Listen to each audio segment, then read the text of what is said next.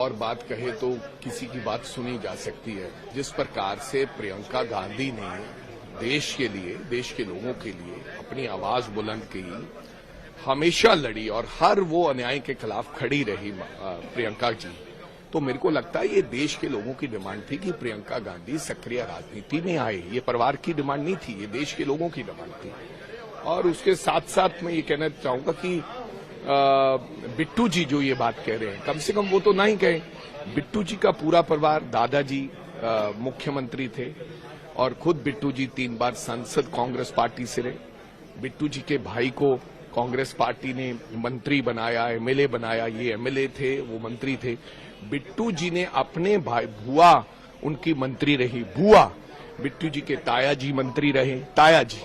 बिट्टू जी के भाई, एक मौका मिला, उन्होंने उनको पुलिस ने डीएसपी लगा दिया कि पिताजी का, बड़े सरदार बेअंत सिंह जी का जो असैसिनेशन हुआ, उसके बाद उनको ऑन दैट बिहाफ उन्होंने डीएसपी भी लगवा लिया कि पिछली सरकार में, कांग्रेस की सरकार में। अब जब बिट्टू जी ये बात कहेंगे तो लोग उनसे पहले ये सवाल पूछेंगे कि आपका तो पूरा परिवार, बल्कि मैं नहीं कहता कि, मैं नहीं ये कहना चाहता कि उनके भाई में कोई काबिलियत नहीं थी या किसी व्यक्ति में कोई काबिलियत नहीं थी, लेकिन मेरे कहने का मतलब, आप अगर ऐसी परिवारवाद की बात करोगे जिसका पूरा परिवार राजनीति में हो, बुआ, ताया, दादा, भाई और खुद आप, तो आप ऐसी बातें करते शोभा नहीं देते। और सोनिया गांधी जिन्होंने देश के लिए, मेरे को लगता है, त्याग किया है, कोई ऐसा व्यक्ति है जो देश की प्रधानमंत्री की कुर्सी छोड़ता है? सोनिया गांधी जी ने इस देश के लोगों के लिए, इस देश के लिए एक सरदार को देश का प्रधानमंत्री बनाया और खुद वो कुर्सी छोड़ी। कोई छोटे से छोटी जगह छोड़ने के लिए तैयार नहीं है राजनीति में। आज मोदी जी कोई जगह छोड़ रहे हैं क्या? कोई मंत्री छोड़ रहा है? तो मेरे कहने का मतलब, सोनिया गांधी के बारे में ऐसी टिप्पणी करनी, और उस परिवार के बारे में जिन्होंने मतलब पिछले 40 साल से विधवापन काटा इस देश के लिए, अपने पति की मतलब खून दिया है, उसके बारे में ऐसी बात। और बिट्टू जी उसी सोनिया गांधी जी के पांव हाथ छूते थे और कहते थे, मैडम मेरे खून का कतरा कतरा भी आपके लिए। बीजेपी को खुश करने के लिए ऐसी बातें करनी अच्छी नहीं है।